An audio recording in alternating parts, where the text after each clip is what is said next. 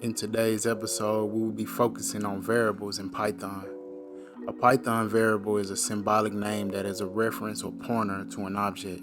Once an object is assigned to a variable, you can refer to the object by that name, but the data itself is still contained within the object.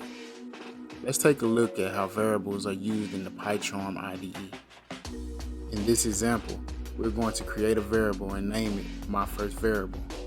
We will equate my first variable to the integer 10. We will then make another variable and name it my second variable and set the object to 9.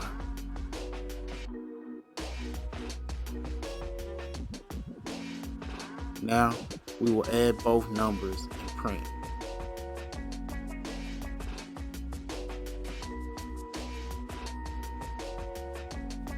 As you can see, we have the sum of both numbers printed below. Let's see what happens when we try to execute the same script, but this time we add spaces. As you can see, it comes back as an error. Let's see what happens when we remove spaces and underscores and add together. You see we still get the same 19. Variables can store a multitude of data types. Here are a few: the strings, the integers, floats, and booleans.